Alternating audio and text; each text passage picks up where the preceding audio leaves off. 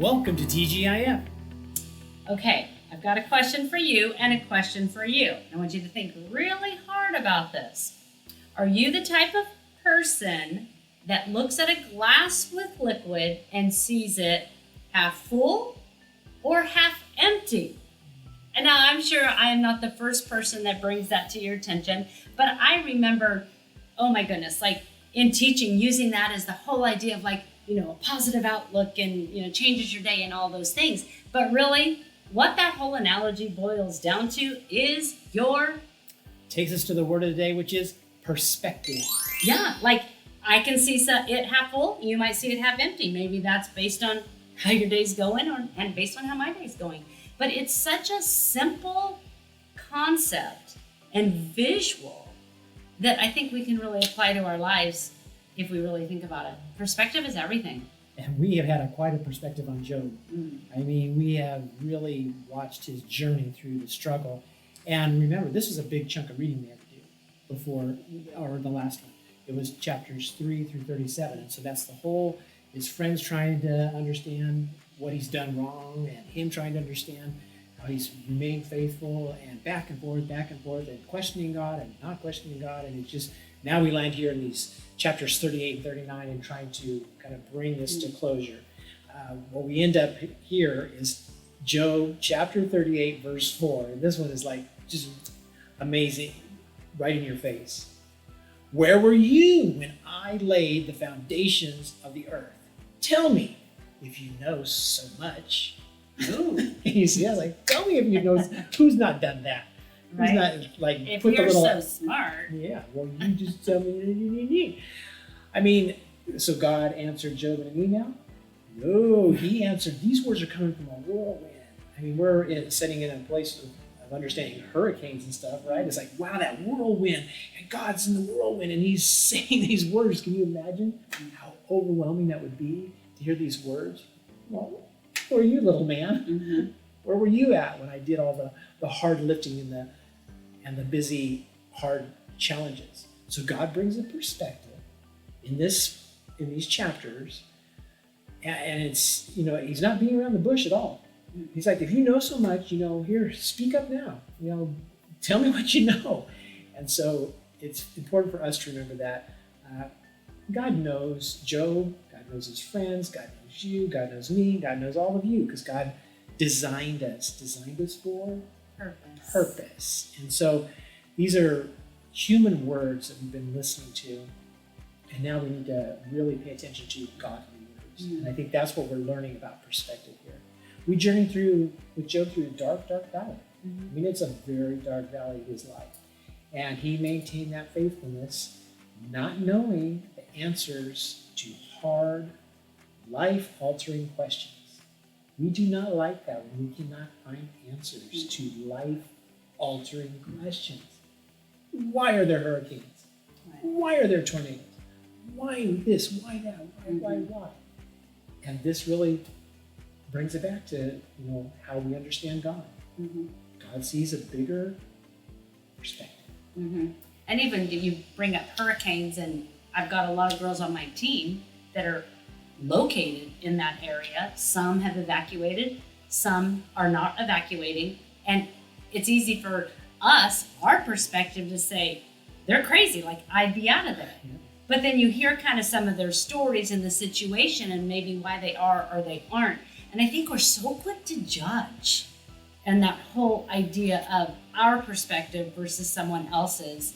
And it's also like when somebody's going through a really hard time, especially grief, and you say, oh, I know how you feel. Well, I lost my dad just a year ago.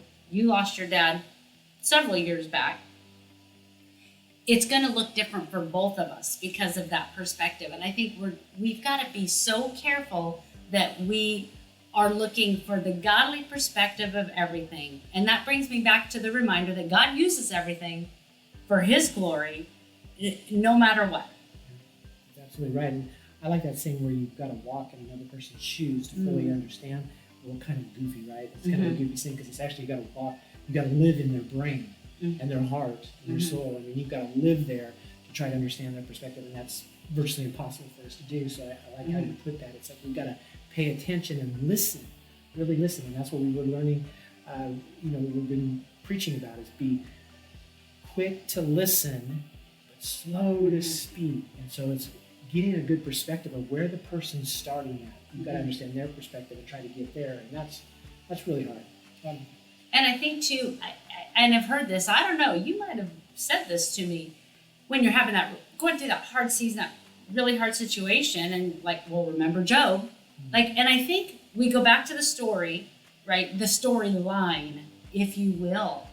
But are we missing remember God's perspective of the whole situation around Job and how Job was walking through the dark times? Perfect? No, but God was working at it all. So I think that the word perspective just really gives me perspective on the whole story of Job.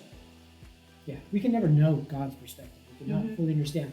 And this fact that this conversation happened between God and the devil, I mean, we never have a concept of any kind of behind the scenes conversations that are going on. And so what's not to say that God's trying to get you someplace through a series of really tragedy things, but he needs you someplace or to get you someplace. And that's sometimes how he moves large groups of people, and sometimes that's how he moves the individual.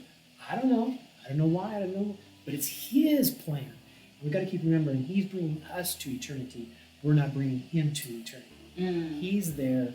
He's on the throne. And this whole idea that somehow we can even know a bit of what God knows. I mean, he does give us some pieces, right? Some pieces, but we never understand the full perspective. And that's what's really hard, I think, with this Job. But this is why this is such a good reminder. This is a message truly, about Job's faith.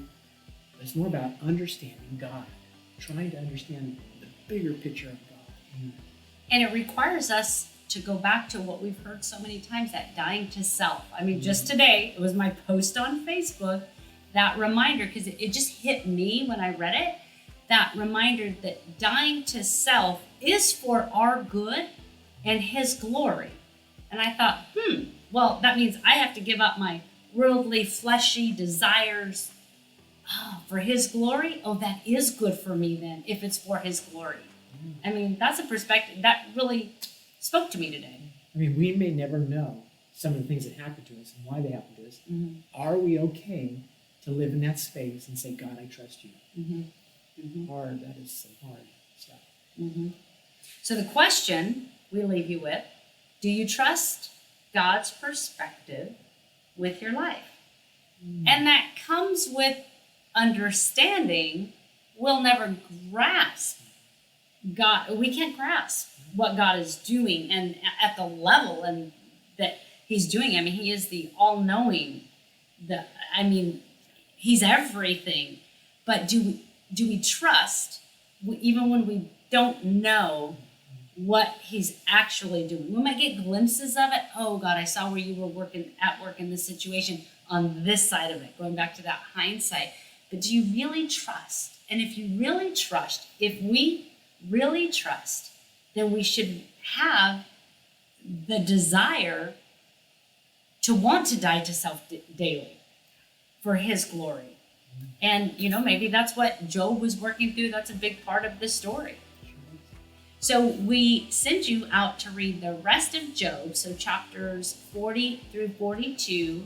And next week we'll see you here when we wrap up this book. Make it a great week. Bye.